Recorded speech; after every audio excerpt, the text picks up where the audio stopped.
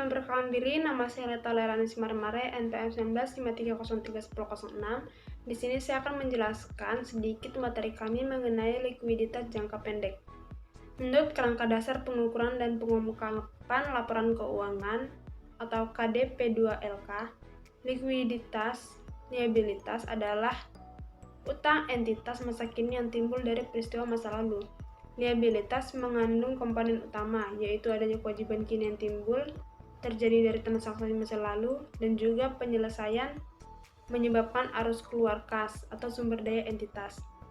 Definisi kewajiban lancar yaitu menurut Kieso tahun 2008 adalah kewajiban yang likuiditasnya diperkirakan secara layak memerlukan penggunaan sumber daya yang ada, yang diklasifikasikan sebagai aktiva lancar, atau penciptaan kewajiban lancar lain atau juga kewajiban yang penyelesaiannya dalam satu siklus operasional atau 12 bulan. PSAK pada revisi 2019 menjelaskan klasifikasi liabilitas jangka pendek jika memenuhi kriteria berikut. Yang pertama, entitas mengharapkan adanya penyelesaian liabilitas tersebut dalam siklus operasional normal. Yang kedua, entitas memiliki liabilitas tersebut untuk tujuan diperdagangkan. Yang ketiga, liabilitas tersebut jatuh tempo untuk diselesaikan dalam jangka waktu 12 bulan sejak periode pelaporan. Dan juga yang keempat, entitas tidak memiliki hak tanpa syarat untuk menunda penyelesaian liabilitas tersebut dalam 12 bulan.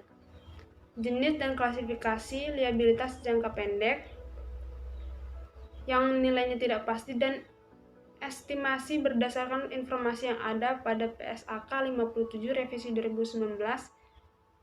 Beberapa contoh kewajiban lancar. Yang pertama, jenis liabilitas utang dagang merupakan utang yang timbul ketika entitas melakukan pembelian secara kredit. Yang kedua, adanya utang bank jangka pendek merupakan utang yang diperoleh dari bank dengan jangka waktu 1 tahun atau kurang.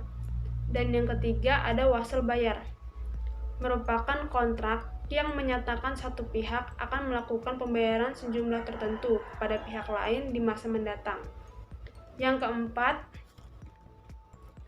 ada utang pajak, yang merupakan pihak yang belum dibayarkan ke kas negara. Tiga, ada wasal bayar, merupakan kontrak yang menyatakan satu pihak akan melakukan pembayaran sejumlah tertentu kepada pihak lain di masa mendatang. Yang keempat, ada utang pajak, yang merupakan pihak yang belum dibayarkan ke kas negara. Yang keenam, ada utang dividen. Dividen yang telah diumumkan namun belum dibayarkan. Selanjutnya ada beban yang masih harus dibayar, merupakan beban yang telah terjadi namun sampai tanggal pelaporannya belum dibayarkan. Selanjutnya ada pendapatan diterima di muka. Pendapatan diterima di muka merupakan pendapatan yang telah diterima secara tunai namun pendapatannya belum diperoleh. Yang kesembilan, ada utang terkait gaji karyawan, merupakan beban gaji yang terjadi namun belum dibayarkan. Dan yang terakhir, ada utang uang muka pelanggan atau deposit, yang merupakan uang yang dibayarkan pelanggan secara deposit dan akan diberikan kembali kepada pelanggan sesuai dengan ketentuan yang ditetapkan. Gitu. Selanjutnya, Assalamualaikum warahmatullahi wabarakatuh. Perkenalkan, namaku Nurul Khofifah, NPM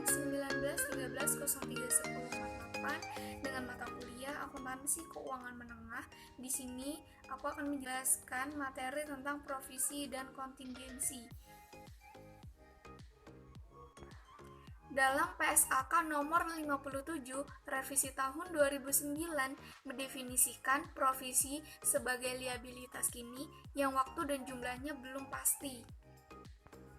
Kemudian, provisi disajikan dalam bentuk laporan keuangan atau on balance sheet, sedangkan liabilitas kontingensi hanya diungkapkan dalam catatan atas laporan keuangan.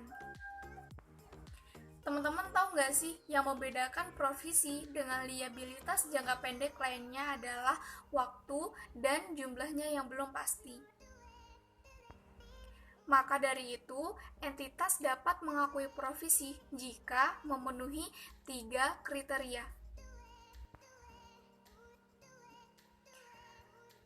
Ketiga kriteria tersebut adalah yang pertama, entitas memiliki kewajiban kini. Yang kedua, kemungkinan besar penyelesaian liabilitas tersebut mengakibatkan arus keluar sumber daya. Yang ketiga, estimasi yang andal mengenai jumlah liabilitas nilainya dapat diukur dengan andal dapat dibuat. Nah, ketika provisi tidak memenuhi ketiga persyaratan tersebut, kemungkinan liabilitas cukup diungkapkan sebagai liabilitas kontingensi, tergantung materialitas dan kemungkinan terjadinya. Misalkan, ketika suatu peristiwa mengikat dengan jumlah material memenuhi persyaratan A dan B, tetapi tidak memenuhi yang C, maka entitas cukup mengungkapkan sebagai liabilitas kontingensi, bukan sebagai provisi. Nah, kemudian ada beberapa contoh dari provisi. Yang pertama adalah garansi. Garansi ini dibedakan menjadi 2. Yang pertama itu garansi jasa, yang kedua ada garansi jaminan. Kemudian contoh yang kedua yaitu ada kewajiban pengelolaan lingkungan. Nah, kewajiban untuk melakukan restorasi lingkungan tersebut ada yang bersifat umum berupa pengelolaan lingkungan selama atau pasca kegiatan produksi. Kita lanjut mengenai kontingensi. Apa sih yang dimaksud dengan kontingensi? Nah, menurut Kieso, Weigen, dan Kimmel tahun 2008 halaman 189, kontingensi adalah suatu kondisi, situasi, atau serangkaian situasi yang ada yang melibatkan ketidakpastian mengenai keuntungan atau kerugian perusahaan yang pada akhirnya akan diketahui ketika satu atau lebih kejadian di masa depan terjadi atau tidak terjadi. Kemudian, istilah umum yang digunakan untuk sesuatu yang memiliki ketidakpastian dari sisi kejadian dan jumlah adalah kontingensi. PSAK nomor 57 revisi tahun 2009 menyatakan entitas tidak diperkenankan mengakui liabilitas kontingensi. Artinya, liabilitas kontingensi tidak pernah diakui dalam laporan keuangan. Keberadaannya hanya perlu diungkapkan dalam catatan atas laporan keuangan, kecuali jika kemungkinan arus keluar sumber daya kecil, maka liabilitas kontingensi tidak perlu diungkapkan. Terima kasih sudah menonton video dari kami. Semoga video ini sangat bermanfaat untuk kita semua, sehingga kita semua bisa belajar apa sih itu liabilitas jangka pendek, provisi, dan kontingensi. Jika ada kritik dan saran, silahkan ketik di kolom